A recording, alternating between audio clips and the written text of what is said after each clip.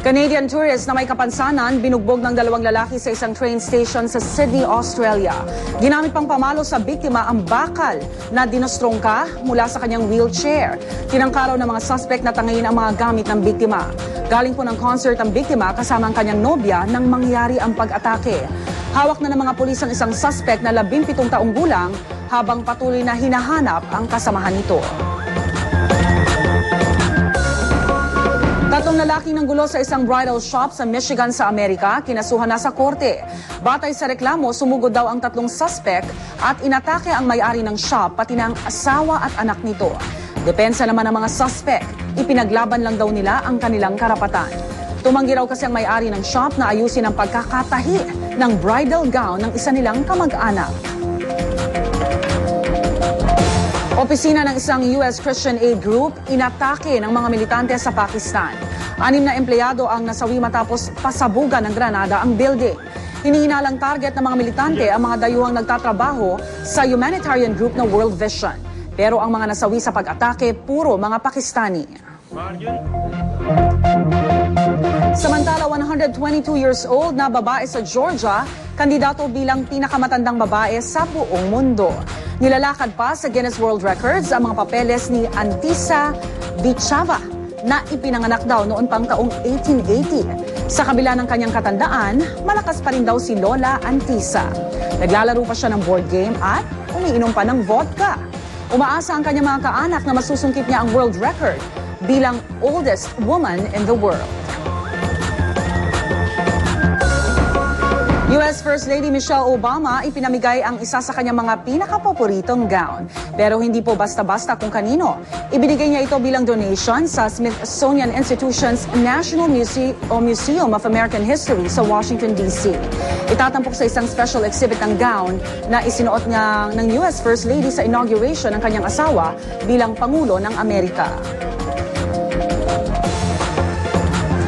Mga empleyado ng gobyerno sa Athens, Greece, nagprotesta. Nagsagawa sila ng mock funeral bilang simbolo raw ng pagkamatay ng kanilang mga benepisyo at karapatan. Balak kasing bawasan ng gobyerno ang kanilang sweldo at mga pensyon bilang hakbang para labanan ng economic crisis. Giit naman ng mga relihista, huwag naman daw isakripisyo ang kanilang mga benepisyo. Samantala sa ating balitang pangkalusugan, Department of Health, todo bantay ngayong panahon ng El Nino dahil sa tumataas na kaso ng dengue sa bansa. Ayon sa DOH, umabot na sa mahigit 6,000 ang kaso ng dengue simula January 1 hanggang February 27. 46 sa kanila ang namatay. Ayon po kay Dr. Eric Tayag, ang chief ng National Epidemiology Center, wala pa namang outbreak pero nagkakaroon ng tinatawag na clustering sa Metro Manila, Cebu at katimugang bahagi ng bansa.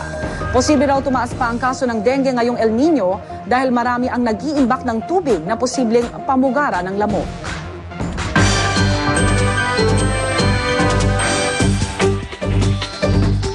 Pambato ng Pilipinas sa New 7 Wonders of Nature, niraragsa ng mga turista ngayong summer.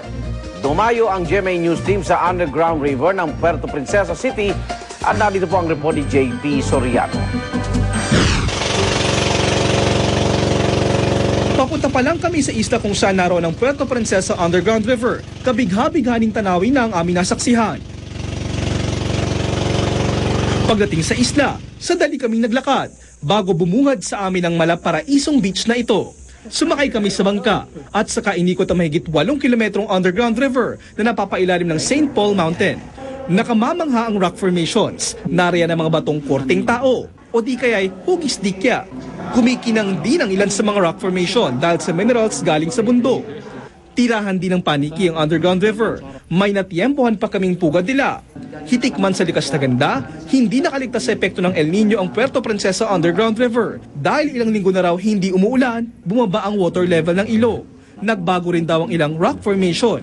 Yung supply ng tubig sa stalactite at saka stalagmite na wala na talaga siyang hindi na supplyan.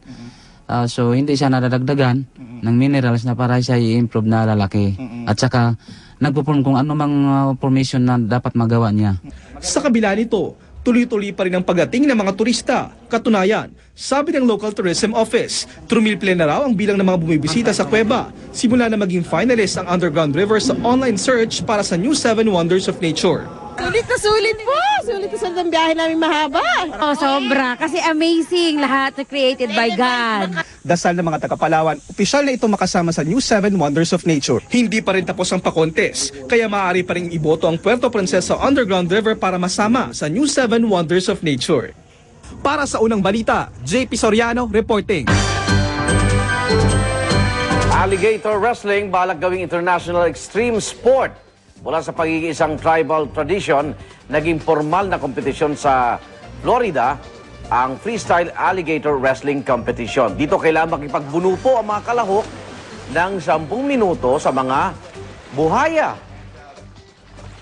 Nakabase ang puntos sa 6 na kategorya katulad ng showmanship at water wrangling. Mag-uwi ng $5,000 o mahigit 200,000 piso ang mananalo.